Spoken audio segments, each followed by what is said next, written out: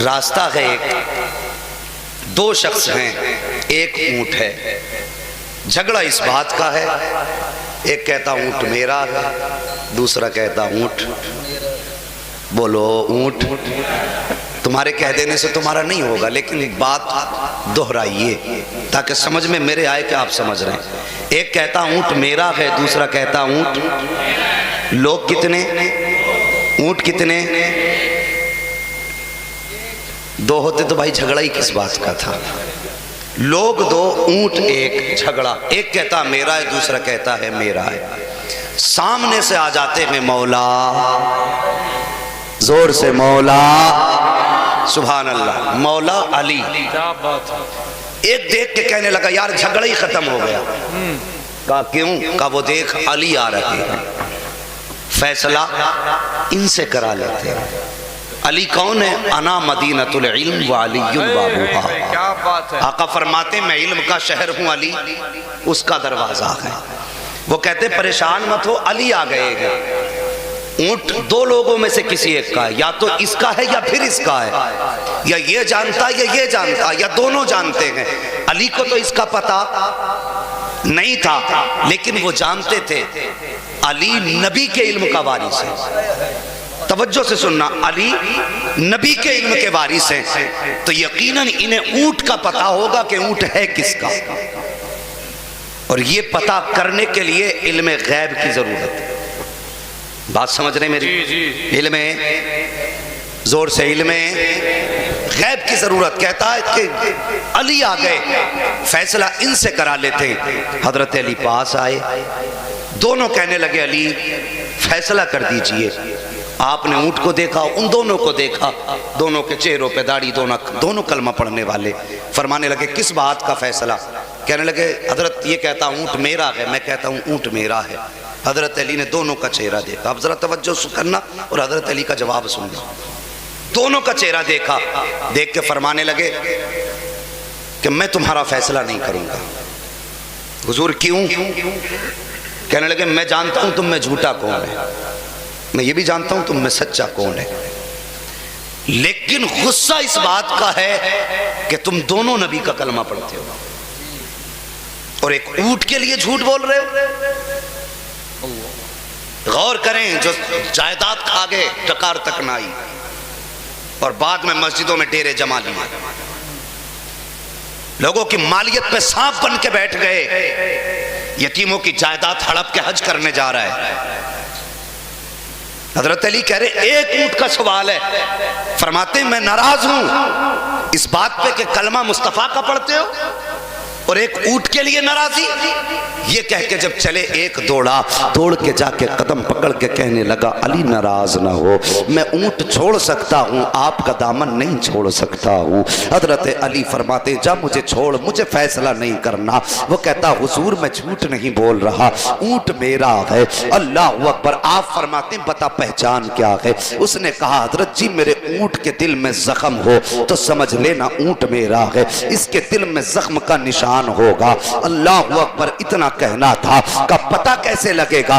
مالک کہتا حضور اونٹ ذبح کرائیے، اس کا دل نکلوائیے اور دیکھیے اونٹ کے دل پہ زخم ہے کہ نہیں۔ بات کتنے اندر کی کہی ہے اونٹ والے نے۔ حضرت علی اس کا چہرہ دیکھ کے کہتے ہیں اگر اونٹ ذبح ہو جائے گا پھر تو تیرا اونٹ چلا جائے گا، فائدہ کیا ہے؟ اس نے کہا حضرت اونٹ ذبح ہو جائے گا تو کوئی بات نہیں ہے، کم سے کم میرا سچ تو سامنے آ جائے گا۔ حضرت علی نے آواز دی قمبر، کہا جی آقا، کا جلدی کر چھری رسی لا۔ چھری رسی منگائی گئی، اونٹ کے پیروں کو باندھا گیا، زمین پہ گرا کے اس کا ذبح کیا گیا۔ آپ فرماتے ہیں جلدی سے کھال الگ کرو، کھال الگ کی گئی ہے، گوشت الگ کیا گیا ہے۔ فرماتے ہیں ذرا اس کا دل نکالو۔ جب دل نکالا گیا کہا دل کے دو ٹکڑے کرو۔ جب دل کے دو ٹکڑے کیے تو کیا دیکھتے ہیں؟ اس کے اندر ایک زخم کا نشان نہیں تھا بلکہ پورے دل پر زخم کے نشان موجود تھے۔ حضرت علی نے اتنا دیکھا، اونٹ کے مالک سے فرماتے ہیں بتا یہ بات تو اندر کی تھی، تجھے کیسے پتا چل گئی؟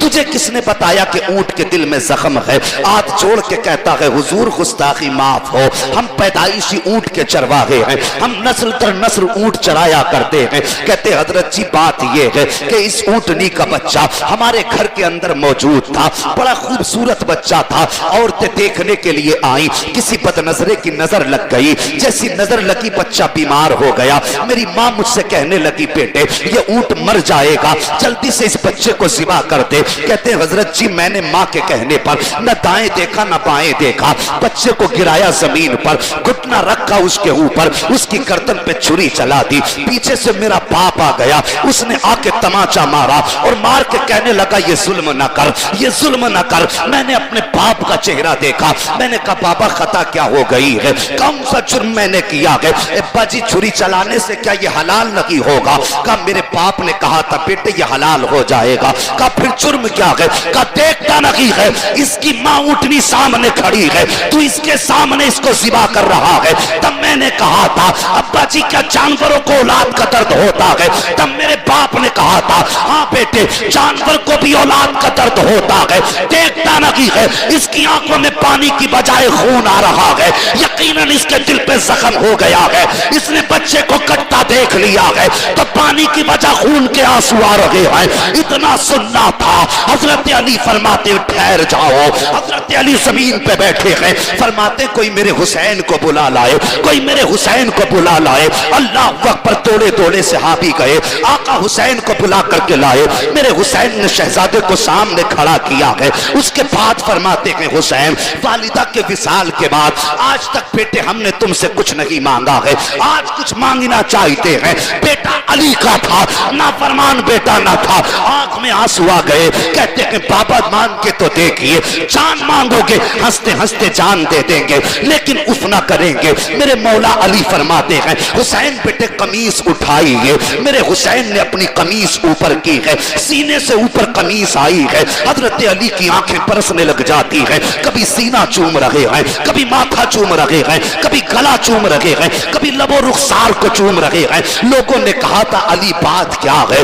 اللہ اکبر بتاؤ تو صحیح، کیوں رو رہے ہو؟ حضرت علی فرماتے ہیں لوگوں تم نے نہیں دیکھا، یہ اونٹ ہے، یہ میرا حسین ہے، اس کے سامنے ایک کاٹا گیا ہے تو اس کے دل میں زخم ہو گئے ہیں۔ میرے حسین کے سامنے تو 71 لاشیں پڑی ہوں گی، میرے حسین کے دل پر کتنے زخم بنیں گے؟ فرماتے ہیں لوگوں جب اتنے زخم اس کے دل پر آئیں گے، چومنے کے لیے اس وقت علی نہیں ہوں گے، تسلی دینے کے لیے علی نہیں ہوں گے۔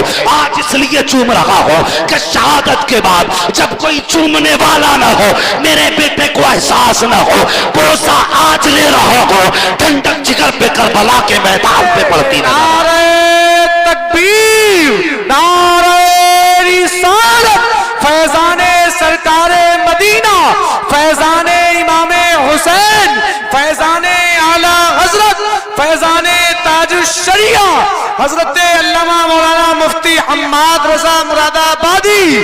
نعرہ تکبیر، نعرہ رسالت۔ جواب نہیں مفتی صاحب، ایک دن تھا جواب نہیں، کہ علی بیٹے کا سینہ چوم رہے تھے، جواب نہیں۔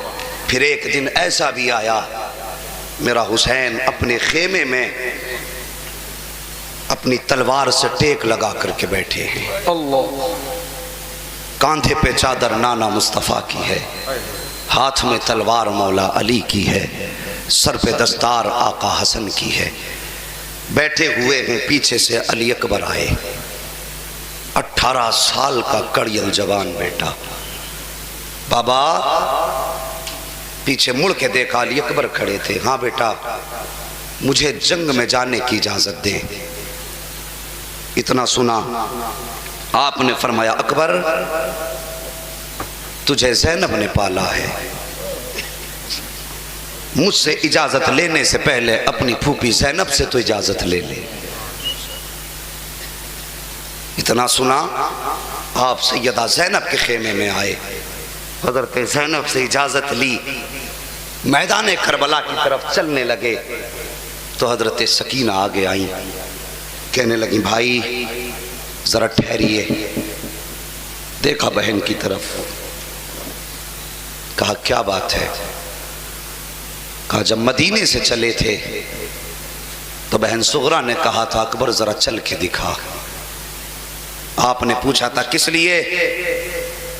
تب صغرا نے کہا تھا جب آپ چلتے ہو تو مصطفیٰ جان رحمت کی تصویر نظر آتی ہے۔ او یار تیرا میرا بیٹا جو نہ شکل کا نہ روپ کا اپنے ماں باپ کو کتنا پیارا ہوتا ہے، اگر ڈاکٹر انجیکشن لگانے لگے ایک جگہ کی بجائے دوسری جگہ سوئی 2 مرتبہ لگا دے تو باپ آپے سے باہر ہو جاتا ہے، کہتا ڈاکٹر کس نے بنا دیا تجھے نس پکڑنے کی تمیز نہیں؟ کیا بچے کو مارے گا؟ یہ ہے اولاد سے بیٹے کا، باپ کا بیٹے کا رشتہ۔ اپنے بیٹے کا اتنا درد ہوتا ہے، اور پھر کون ہے حضرت علی اکبر؟ یہ وہ ہیں جب مدینہ شریف کی گلیوں سے گزرتے تھے حضور کے وصال کے بعد تو لوگ دکانیں بند کر دیتے تھے، ہاتھ باندھ کے کھڑے ہو جاتے تھے، اکبر آ رہے ہیں، مصطفیٰ کی یادیں تازہ ہو جائیں گی۔ اور کبھی کبھی ایسا ہوتا تھا کہ کسی بستی سے اگر آپ کئی دن نہیں گزرتے تھے، لوگ آقا حسین کی چوکھٹ پہ آ کے کہتے تھے آقا حسین ایک بار ذرا شہزادے کو دروازے پہ بھیجو، آج مصطفیٰ کی بڑی یاد ستا رہی ہے۔ یہ چہرہ تھا حضرت علی اکبر کا۔ اللہ اکبر۔ حضرت علی اکبر پھوپھی سے اجازت لے کے پھر آئے، حضرت سکینہ نے کہا چل کے دکھائیے، آپ نے کچھ قدم چلے اور چلنے کے بعد ٹھہر گئے، پھر اس کے بعد حضرت سکینہ نے کہا اکبر جی بہن، کہا کہ اپنے چہرے پہ ڈھاٹا لگا لو، آپ کا جو یہ امامہ شریف کا شملہ تھا آپ نے اسی کو چہرے پہ لپیٹ لیا۔ کہنے لگے کیوں لگوایا؟ کہا کہیں کسی بدنظرے کی نظر نہ لگ جائے، اس لیے کہا کہ یہ اپنے چہرے پہ ڈھاٹا لگا لو۔ اللہ اکبر۔ آپ اپنے والد کی بارگاہ میں ابا اب اجازت دیں، آقا حسین بیٹے کا ماتھا چوم کے رونے لگے۔ آپ فرماتے ہیں با کیوں روئے؟ آقا حسین نے فرمایا اکبر آج تصویر مصطفیٰ ہمیشہ کے لیے نظروں سے اوجھل ہو رہی ہے، آج ہمیشہ کے لیے اکبر میرے سامنے سے بلکہ زمین پہ سے تصویر مصطفیٰ، عکس مصطفیٰ ہمیشہ کے لیے ختم ہو جائے گا۔ اللہ اکبر۔ آپ سوار ہوئے گھوڑے پر، مختصر یہ کہ چلے، دشمنوں کی فوج کی طرف جب بڑے میدان میں پہنچے، عمرو بن سعد نے حکم دیا کہ بڑھو اور اس کو بھی قتل کر کے نیزوں پہ اچھال دو۔ یہ عمرو بن سعد کا حکم تھا، اس کو بھی آگے بڑھ کے نیزے پہ اٹھاؤ اور حسین کی گود کے اس پھول کو بھی ختم کر دو۔ لیکن یزیدی لشکر میں کپ کپی تھی، کچھ یزیدی کہنے لگے عمرو بن سعد ہم حسین سے لڑ سکتے ہیں لیکن اتنے بھی گئے گزرے نہیں کہ حسین کے نانا سے جنگ کریں۔